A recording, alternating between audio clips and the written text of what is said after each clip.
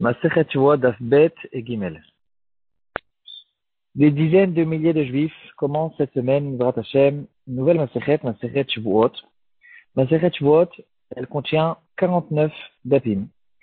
C'est très intéressant de remarquer que les Mefarshim font un rapport entre Masechet Shavuot et Chag HaShavuot, malgré qu'il n'y a pas de rapport extérieur. C'est juste le nom qui est pratiquement le même. Shavuot et Shavuot. Et on sait tous que Shavuot, ça vient du mot serment, les serments, et Shavuot, ça vient du mot les semaines, les 7 semaines qu'on compte jusqu'à Chag HaShavuot. Et quand même, on retrouve plusieurs rapports qui ont été faits, mis à part le nom, c'est exactement les mêmes lettres, les 49 dapim qu'il y a dans la Masechet, et surtout, dans la Gemara, on retrouve le terme Mushba ve'omed mehar Sinai. Lorsqu'on était au pied du Har Sinaï, on a fait un serment à Hachem de garder la Torah. Et c'est ce serment, en fait, qui nous oblige de garder la Torah jusqu'à toujours. Il y avait un très ancien minhag que l'on trouve dans le Khatam Sofer. Le Khatam Sofer avait l'habitude lui-même de le faire, d'étudier Masechet Shavuot pendant tout Sfirat HaOmer, chaque jour de faire un daf jusqu'à qu'il finisse la Masechet à Chag HaShavuot. Et le Khatam Sofer, il a trouvé aussi un très beau remède. Dans Daf Lamed et Dalet de Masechet Shavuot, qui est en fait le 33e dapim de la Masechet, on sait tous qu'il n'y a pas Daf Aleph. Alors, Daf Lamed Dalet, il s'écrit là-bas, Rabbi Shimon Omer. On retrouve quelque chose au nom de Rabbi Shimon Bar Yochai. Et à la suite, c'est écrit Mechachu ala b'me'arava. En Eretz Israël, ils étaient contents, ils étaient heureux de ce que Rabbi Shimon a dit. Et, au fait, ici, il y a un remède sur la Iloula spéciale qu'on fait à l'Akba Omer en Eretz Israël, le jour de l'Akba Omer.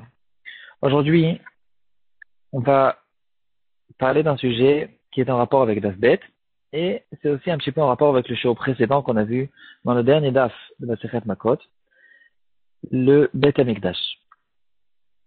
Dans la Mishnah, Rabbi Meir nous dit, Kol ha-seirin, kaparatan shaval tumat mikdash vekodashav, c'est-à-dire tous les boucs qu'on ramène en tant que korban moussaf, qu'on approche au Bet Hamikdash, et au fait, pourquoi on les rapproche, pourquoi on approche ces korbanot?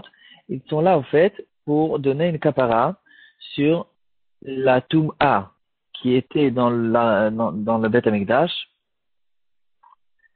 à cause de quelqu'un qui a mangé un korban alors qu'il était tamé, ou bien qu'il est rentré tamé dans l'endroit du Bet Hamikdash.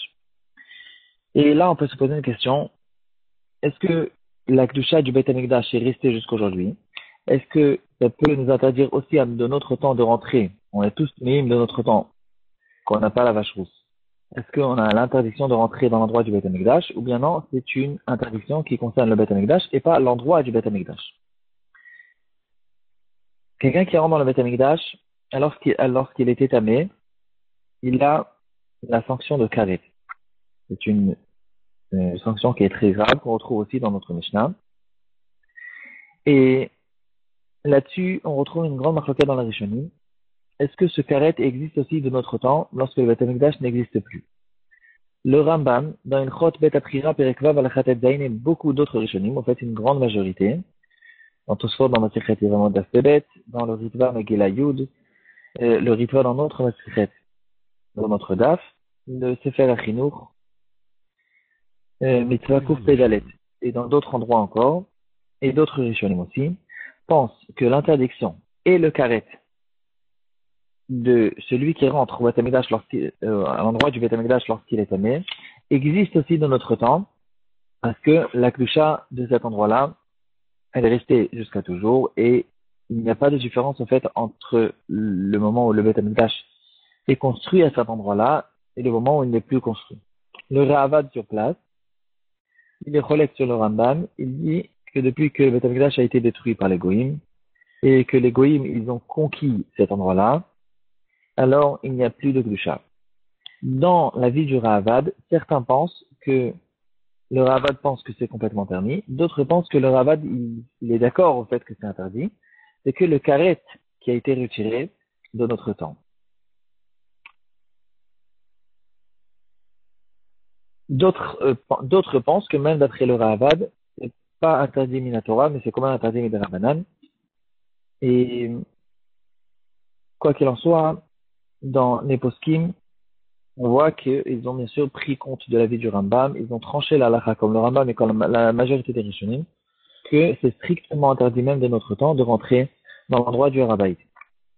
Je pense que c'est encore une interdiction qui est minatora et qui a aussi un carré. Dans le Barthénora, Rabbeinu Ovadia de Barthénora, il est arrivé en Eretz Israël à la fin de sa vie. Il a été enterré en bas de Har HaZetim. On trouve une lettre qu'il a écrite il y a 500 ans. Et là-bas, il écrit que tous les habitants de Yerushalayim, ils font extrêmement attention de ne pas rentrer dans l'endroit qui était, ou qui est en doute, que c'était l'endroit du Beth Amikdash. Donc on voit ici un témoignage que même au courant de toutes les générations, c'était quelque chose qu'on faisait très, très attention à cette chose-là. Une lettre qui a été écrite par le Rambam et qui a causé un malentendu, qui a fait beaucoup de bruit. Le Rambam, il a fait une visite en Eretz Israël et il écrit là-bas, entre autres, qu'il a fait la tfila Babait Hagadol Va'akadosh, dans l'endroit grand et saint. Et certaines personnes ont expliqué cette phrase comme si qu'il avait fait la tfila au fait dans une choule qui se trouvait sur Harabait, et ils étaient intéressés au fait de dire que le Rambam il a changé de vie, ce qui n'est pas vrai. L'explication que nous donne les poskim, c'est que d'abord il n'y a pas vraiment une preuve de ces mots-là qui sont des mots qui peuvent être expliqués de beaucoup de manières, mais il explique au fait que c'était une choule qui était à côté de Harabait, et de les fenêtres de la choule, on pouvait voir tout le terrain de Harabait, et c'est pour ça que cette choule était surnommée Abait Agadol Va'akadosh. Une histoire plus récente, qui est arrivée il y a 150 ans, avec le Tsar Moshe Montefiore, qui est aussi connu, et il a fait une visite en Eretz Israël avec son bras droit, Dr Lévi, et il est monté à l'endroit de Harabait. Ils ont reçu une permission spéciale du sultan, qui était en Turquie. Ils ont donné beaucoup d'argent au Pecha de Yerushalayim, qui a réussi à leur donner cette permission spéciale de monter au Harabait. Quand les Juifs de Yerushalayim ont entendu cette chose-là, ils étaient très stupéfaits et terrifiés de ce qu'il avait été fait. Et le fils du Netivot Amishpat, Rav Yosef Moshe de Lissa, un des grands rabbinim de Yerushalayim de cette période, il a sorti des shofarot, il a fait des tkias et il a fait un nidouille sur le Tsar Moshe Montefiore. Moshe Montefiore, c'était un bon juif, c'était pas un grand Talmid Chacham, mais il avait quand même une crainte du ciel, et il a prétendu il a été trompé par un certain Rav, qui lui a dit que le Ravad, c'était la halakha, et qu'on avait une permission de rentrer au Harabait. Finalement, il a pris sur lui des tikkunim de Tchouva, et cette histoire s'est calmée. Est-ce que les goïms ont le droit de monter au Harabait, ou bien c'est une interdiction est-ce que c'est une interdiction qui est que sur les juifs, ou bien les goïms aussi ont cette interdiction? Dans la Mishnah, dans la Masechet Kelim, c'est écrit que les goïms n'ont pas le droit de rentrer à partir de la barrière qui s'appelle Cheil, dans le Beth Amikdash. Dernièrement, on a trouvé même une pierre sur laquelle c'était écrit, en plusieurs langues, attention, l'entrée à partir de cet endroit-là est interdite aux non-juifs, et sache que si tu rentres, c'était écrit, la sanction de mort a été causée par toi-même. En fait, cette pierre, elle était justement sur cette barrière du Chel, à partir de laquelle les goïms n'ont pas le droit de rentrer. Alors, le Rambam aussi, dans le Chod Be'at Mikdash Perek Gimel Alachahé, il dit que les juifs, les Bnei Israël, ont l'obligation de faire sortir les goïms à partir de cet endroit-là.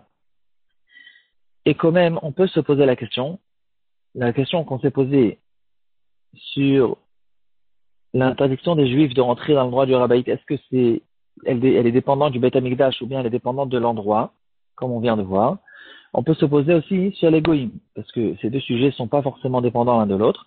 Il est possible que cette interdiction, elle est que à cause du Beth Amikdash, et que du temps qu'il n'y a pas qu'il n'y a pas le Beth Amikdash, il est possible que c'est permis pour les goïms de rentrer là-bas. On sait, il y a,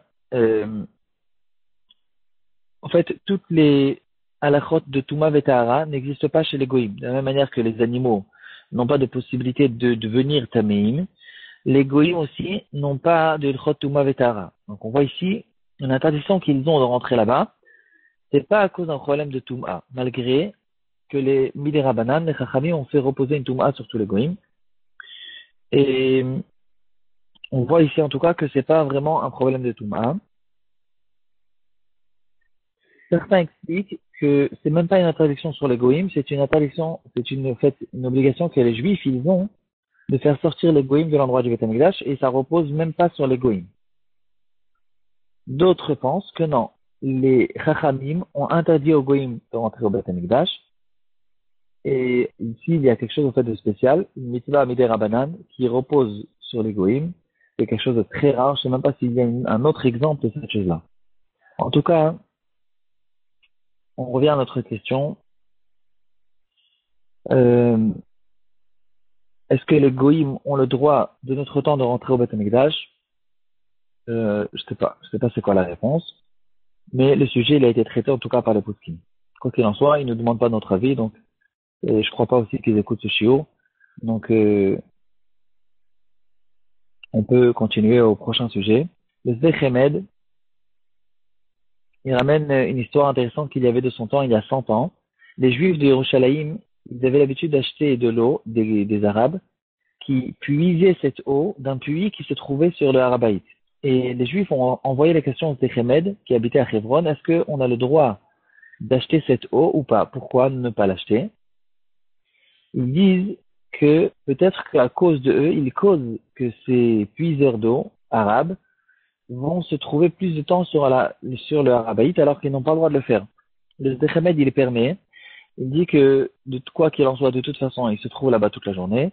Et au contraire, si on va acheter de cette eau, alors le moment où ils tournent dans les maisons pour vendre cette eau, au moins pendant ce moment-là, ils ne vont pas se trouver dans le Harabaït. Donc au contraire, on les sauve de cette interdiction spéciale. Pour finir, il y a un sujet connu. Est-ce qu'on a le droit de rentrer les doigts entre les pierres du côté de la Maharavi? On sait qu'il y a Bia b'miktat shma bia, même quelqu'un qui rentre partiellement dans le Harabaït, c'est aussi considéré comme une interdiction. Et là, on doit se poser la question, est-ce que l'épaisseur du côté de la Maharavi et des autres murailles, des murailles portables, et des murs portables de Harabaït, est-ce qu'ils ont été construits sur le compte du Harabaït ou bien ils ont été construits à l'extérieur? Et en fonction de ça, on pourra savoir est-ce qu'on a le droit de rentrer les doigts entre les pierres? Est-ce que cet endroit-là est déjà considéré comme Harabaït ou pas? Un gros sujet, une grosse question. Si je ne me trompe pas, la majorité des poskim quand même permettent cette chose-là, d'autres sont mahmir là-dessus. Et beaucoup ont pris l'habitude au fait d'être mahmir et ne pas rentrer les doigts entre les pierres du côté. D'autres poskim quand même permettent cette chose-là.